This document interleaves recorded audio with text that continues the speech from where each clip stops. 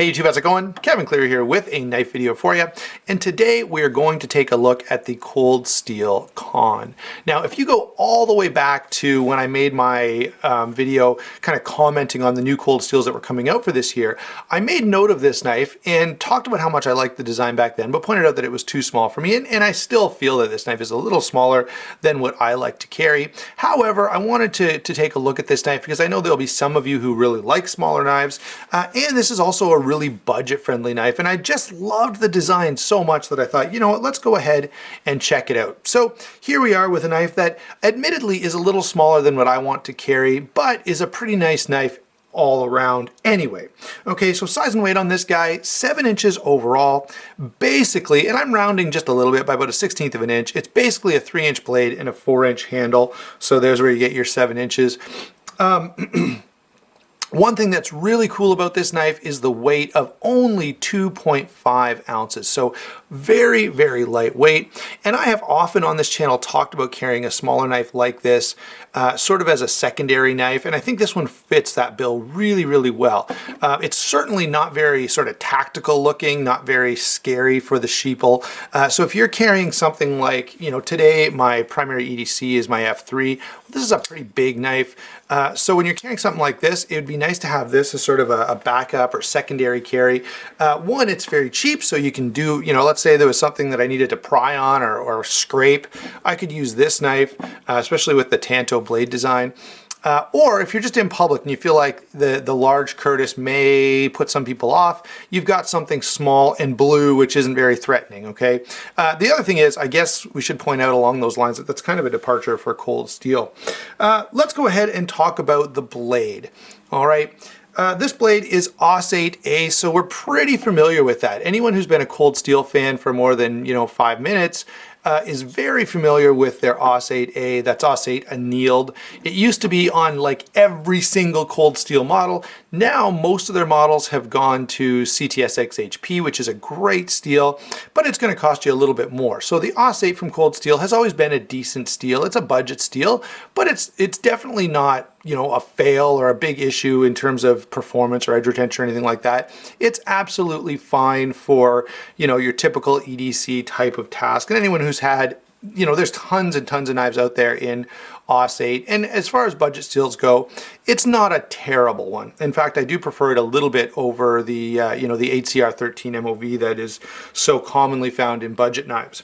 The one thing I will say about this blade, well, let's describe it first. So we've got a satin finished blade, Tanto shape, flat grind. So this is a fairly abrupt little grind, but I've done quite a bit. The blade stock is not super thick. I've done quite a bit of cutting and it does slice pretty nicely because even though it's a short grind here, it's actually not overly thick in total. So it still works pretty darn well. The one thing I will say about this blade that is less than stellar is this large HTR, hollow thumb ramp, ends up kind of taking up a portion of the blade. So there are some cuts that you'd maybe go to make, especially let's say you're going to cut an apple in half. Well, this is going to stop you, right? That apple is going to have to be cut like this, and you're seeing the problem right away. Notice how if my hand were the apple, I'm actually not able to cut through the whole thing. Now that's partially just the overall blade length, but that is contributed to, so you've already got a fairly short blade here at 3 inches, and it's actually a little under 3 inches, and now you've reduced it again down to about 2.5 inches of usable blade length because the HTR does get in the way a little bit. Again, for your average EDC task, you're usually cutting a package or a piece of string or something like that, tape, whatever. And so it's not going to be a problem for probably 85% of your cutting tasks. It's only going to be when you go to cut that large apple or something else that's a little bigger. And that's one of the reasons I like a bigger blade anyway.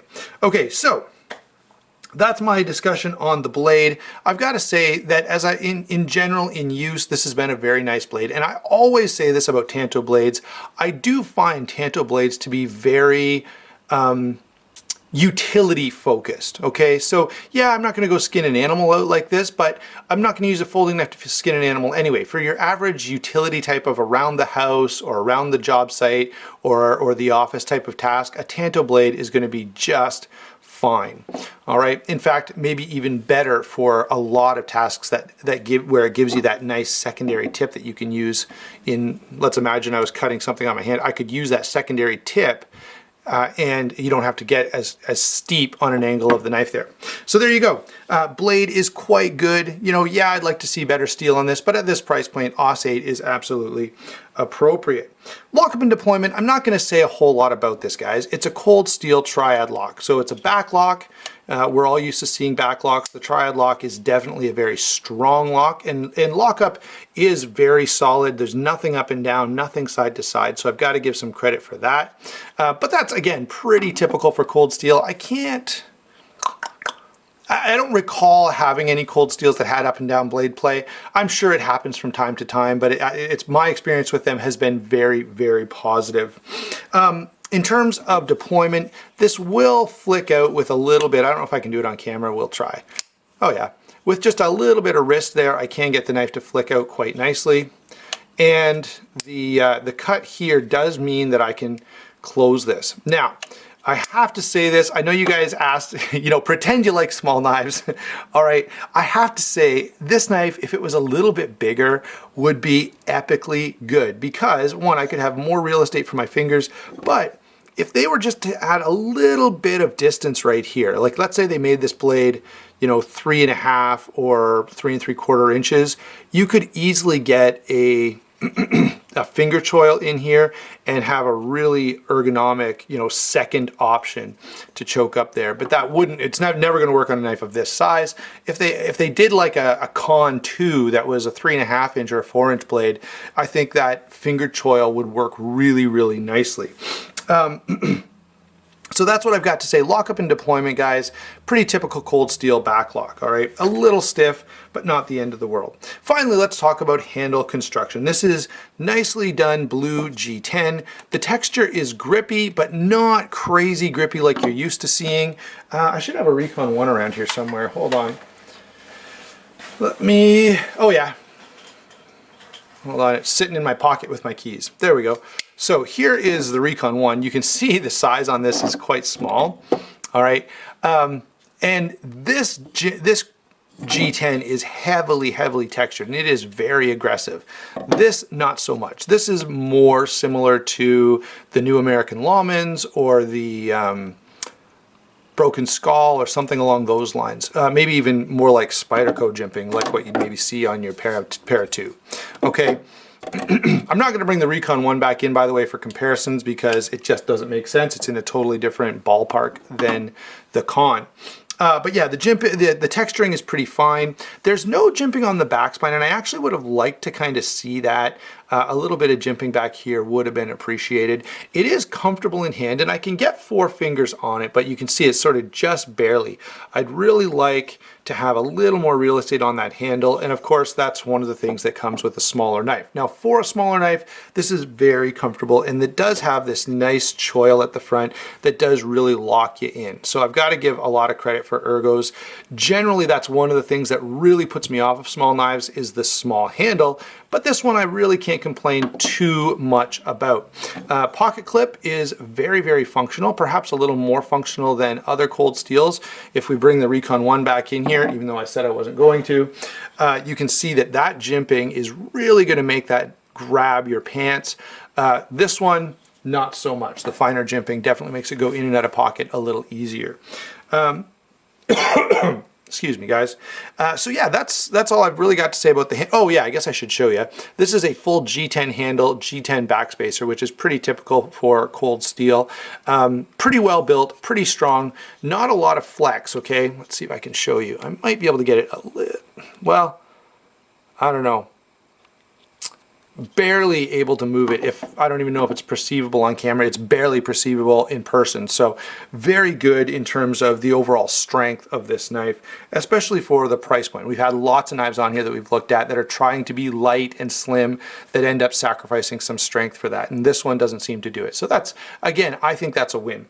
Let's go ahead and get to some comparisons here. What have we got? I don't have a lot that's very comparable to this. the Spyderco Mannix. Well, the reason I brought this knife out is because if you look at the blade length, okay, the actual cutting edge is very close. There's only a little more cutting edge on the Mannix. Now the difference would be this is all usable. There's nothing in the way to interfere with the cutting edge on here. Although, you know, if I'm cutting that large apple, I'm still gonna have a bit of a tough time reaching all the way across. This is also a lockback. The jimping, or I mean the texturing on this G10 is even finer, all right? So if you're looking for, I don't know, I think the Mannix is, for me, a better option. If you like, obviously, smaller knives, this is definitely the way to go. But I've got to say, I really like the Mannix if you want something that's pretty sheep-friendly and easy to carry. Here, of course, is the Para 2, which again, we're very, very used to seeing. I don't have a lot of budget blades with me today, guys. I meant to have some, but it's deer season, so my spare time in preparing for these videos is not as extensive as it usually is, because I'm spending, you know, early mornings and later in the evening in the bush.